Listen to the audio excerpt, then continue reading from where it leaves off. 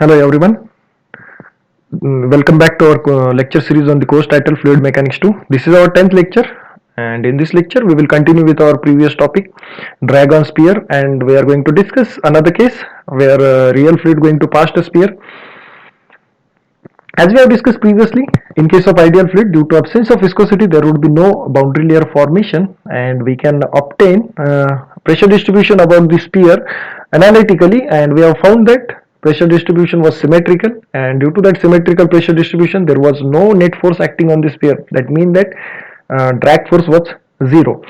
But in case of real fluid, due to presence of viscosity, there would be a formation of boundary layer, and if there is a formation of boundary layer, obviously there will be a separation as well, and there will be a formation of wake at the downstream. And if there is a wake, obviously your flow pattern or whatever your pressure distribution would never be the symmetrical about the vertical axis, and if it is not symmetrical, obviously it is going to contribute to certain amount of drag on the sphere.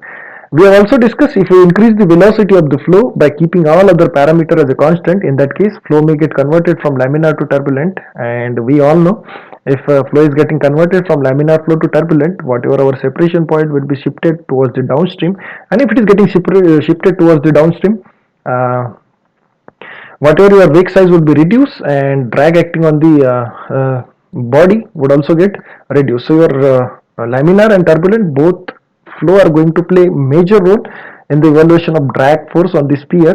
And as we all know, we are defining laminar and turbulent flow by using Reynolds number. So we will make use of Reynolds number to work out the drag force on the sphere more precisely and more correctly.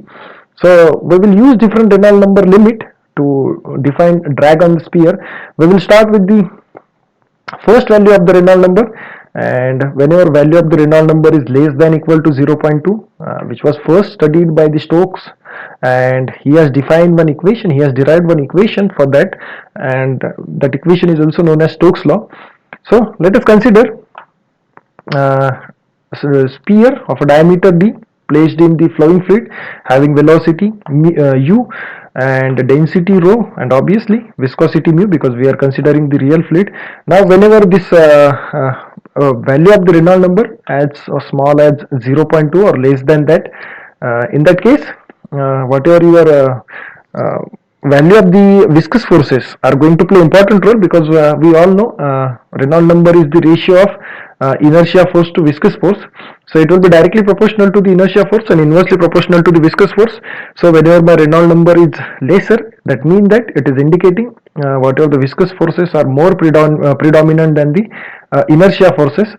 So in this limit of the Reynolds number, viscous forces are going to play much more important role than the inertia forces, and that's what the same C.G. Stokes, who has neglected the effect of inertia forces for this smaller limit of Reynolds number, and he has only considered the viscous forces which are much more predominant than the inertia forces for the Reynolds number limit less than 0.2, and he has derived one equation analytically.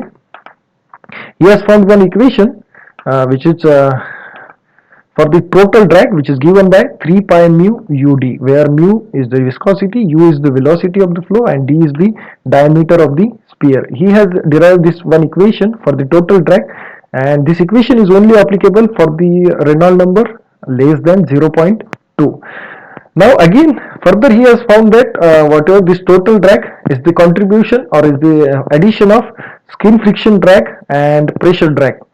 So for the skin friction drag, he has found that sorry, the contribution of skin friction drag is 2/3 of the total drag, and contribution of the pressure drag in this total drag is 1/3. So the 2/3 of the drag will be contributed by the skin friction drag, because due to the viscosity skin friction will be the more, and pressure drag going to contribute about 1/3 of the total drag. And he also found the equation for those two, pi mu ud for the pressure drag and 2 pi ud for the skin friction drag from the total drag equation. Now we have two equation for the drag force on the sphere. One is the first equation, CD multiplied by dynamic pressure, and second one is this one, which is derived by the Stokes. So if we equate those two equation,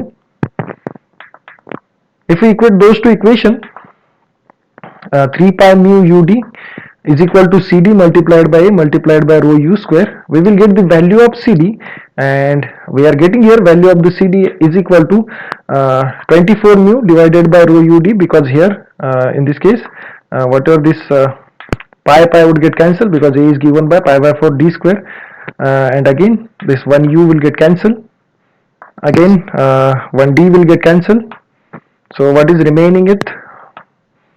Remaining here CD multiplied by 3 2s are 6 6 4s are 24 24 multiplied by mu divided by rho ud. Now if you look at this particular relationship rho ud and mu, so you can also write down this expression as 24 divided by rho ud divided by mu, and then we can replace that whole term with the Reynolds number rho ud upon mu, that is the equation for the Reynolds number, and we will get the equation for the CD as 24 upon RE, and this is what this equation is known as Stokes law, and this FD is equal to 3 pi mu UD, also known as Stokes law, and those both equation will be applicable whenever my Reynolds number is less than 0.2. So whenever you are going to use this equation to solve any numerical, or whenever you are going to calculate value of CD by using this equation, please keep in mind that value of Reynolds number should be less than 0.2. So it is a must that you should check for the Reynolds number, and if it is less than 0.2 you can make use of this expression, otherwise you should not, because it is only applicable when the value of Reynolds number is less than 0.2. Now let's move to the another Reynolds number limit. So we are going to consider another limit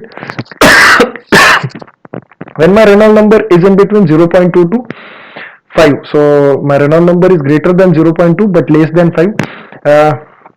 This case was studied by the Ocean, and he has made some improvement in the Stokes law, as he has considered the effect of inertia forces, which has been omitted by the Stokes, because Stokes hasn't considered inertia forces. He has only considered viscous forces for the smaller value of the Reynolds number as less than 0.2, but Ocean has considered those inertia forces, and he has derived the expression for the CD as CD is equal to 24 upon RE, that is Reynolds number, multiplied by 1 plus 3 upon 16 RE. So he has just made a smaller adjustment in the equation of Stokes, and he has derived another formula which is applicable for the limit of Reynolds number in between 0.2 to 5. So whenever a limit of Reynolds number is in between 0.2 to 5, you can use this formula to compute CD, and this is what Ocean's formula for the calculation of CD.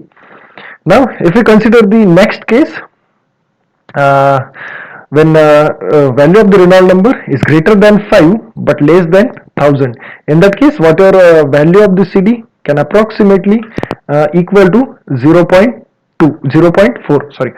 So as my value of Reynolds number increases, that means that velocity of the flow getting increases, that is mean that inertia forces become predominant, much more predominant than the viscous forces. As my viscous forces decreases, whatever the effect of boundary layer slightly goes on decreasing, but we will see, because yet our flow hasn't been converted from laminar to turbulent, so we will go for the another or next Reynolds number limit, where our flow will be getting converted from the laminar to turbulent. So if we consider another Reynolds number limit where my Reynolds number is greater than 1000 but less than 10 to the power 5. Now in this case, as my Reynolds number which are considerably increase, because as Reynolds number increases, that means that viscous forces goes on decreasing and inertia forces going to increase. Now in this case, whatever my formation of boundary layer going to affect, because in this particular region, when a value of the Reynolds number approaching towards the increasing more than 1000 but approaching towards the 10 to the power 5, my flow will be slightly getting converted from laminar to turbulent. But in this particular region we are going to consider flow as a laminar flow, and we will treat this flow as a laminar flow. And in case of laminar flow, this would be the pressure distribution diagram for the sphere on the front end side, where our first stagnation point is going to occur. Here there will be a first stagnation point, and from this point one layer of the fluid getting attached with this, and there will be a formation of boundary layer, and due to the formation of boundary layer there will be existence of velocity gradient, and slightly it goes on increasing on the downstream, and at one point it will be get separated from the boundary, and that's we calling it as a point of separation. Now this point of separation will be exist at the 80 degree from the first point of stagnation, that is mean that first point where my velocity of the fluid reaching to the zero, and from this point if I measure the angle where my separation point going to occur, that will measured at 80 degree. So this is how your pressure distribution will be takes place for the laminar flow. And when real fluid going to pass a sphere and flow is laminar, and Reynolds number limit is in between 1000 to 10 to the power 5, in that case whatever our pressure distribution would be like this. So at the front side there will be a positive pressure, and if you go towards the downstream side there will be a wake formation due to the boundary layer, and due to that wake formation whatever my pressure would be the negative on this particular downstream side. Now if our whatever value of the Reynolds number goes on increasing, in that case if the value of Reynolds number goes on increasing, in that case my flow will be get converted into the turbulent flow. Now if you see here, if when my value of the Reynolds number approaching towards the approximately to the 3 into 10 to the power, sorry, here it is 10 to the power 5.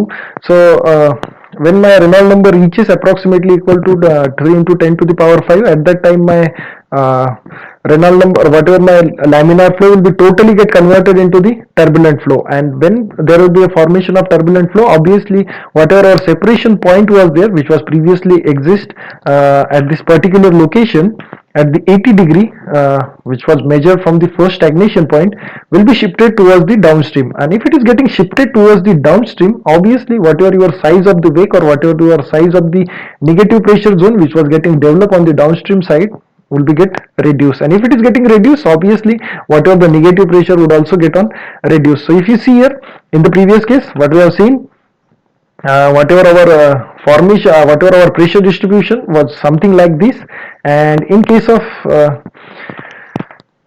turbulent flow it is something like this. So you can see here the difference between those two. So whatever your negative pressure on the downstream side would be slightly get on reduce. And if you talk about the value of CD, that is coefficient of drag for this case, that would become 0.2. So in case of turbulent flow, your value of CD would be reduced dramatically to the 0.2, because there will be a smaller wake formation, there will be a smaller negative pressure zone developed at the downstream, and due to that whatever total drag or whatever the drag force acting on the front side of the sphere would also get reduced as compared to laminar flow. In case of laminar flow, this value of CD was 0.5, and as my flow getting converted from laminar to turbulent, the value of CD has been dropped from 0.5 to 0.2. So in case of laminar flow, whatever our CD, value of CD is lesser as compared to laminar flow.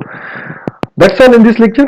We will continue with the another topic in the next lecture, that is drag on cylinder. But before proceeding that, we will go through some numerical, and we will also discuss the concept of terminal velocity, which has been used by Stokes. So we will discuss that concept of terminal velocity in the next lecture.